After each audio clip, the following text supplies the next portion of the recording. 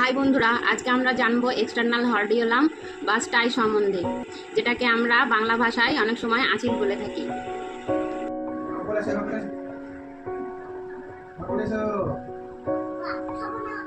হঠাৎ করে চোখের পাতা বা আইল্যাশের ধারগুলো মোটা হয়ে ফুলে যাওয়া, ঘায়ের মতো লাল হওয়া, ব্যথা করা এবং সেখান থেকে টেম্পারেচার ওঠা এবং সোয়েলিং অর্থাৎ ফুলে যাওয়া পুরো চোখটা, অনেক সময় চোখটাও ইনভলভ হয়ে লাল হয়ে যায়।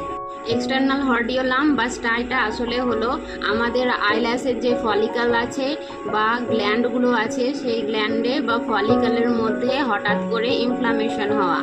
এই এক্সটার্নাল হর্ডিওলাম সাধারণত বাচ্চাদের মধ্যে বেশি দেখা যায়, বড়দের মধ্যেও দেখা যায়।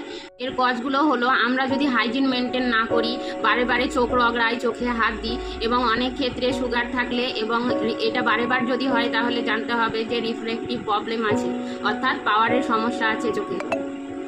এক্সটার্নাল হর্ডিওলাম হলে তাহলে আমরা কি করব? প্রথমত আমরা দিনে 2 থেকে 3 বার ভাপ নেব বা হট কম্প্রেস নেব।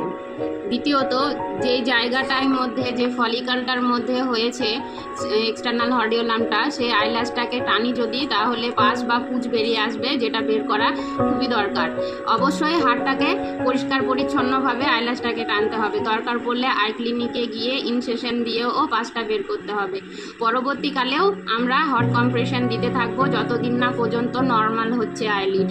দ্বিতীয়ত, অ্যান্টিবায়োটিক্স ড্রপস দিতে হবে এবং একটু আরামে থাকতে হবে। বারবার এক্সটার্নাল হর্ডিওলাম হলে আমরা কি করব? বারবার এক্সটার্নাল হর্ডিওলাম হলে প্রথমত আমরা চোখের পাওয়ার টেস্ট করব। পাওয়ার হিডেন যদি কিছু পাওয়ার থাকে বা অল্প পরিমাণে পাওয়ার থাকে, সেক্ষেত্রেও বারবার এক্সটার্নাল হর্ডিওলাম হয় এবং সুগার লেভেলটাও চেক করব। চোখ সম্বন্ধীয় এরকম ছোট ছোট আরও ভিডিও পেতে এবং ইনফরমেশন পেতে আমার ফেসবুক পেজে ফলো করুন এবং আমার ইউটিউব চ্যানেলটা ফলো করুন, সাবস্ক্রাইব করুন। Bye bye.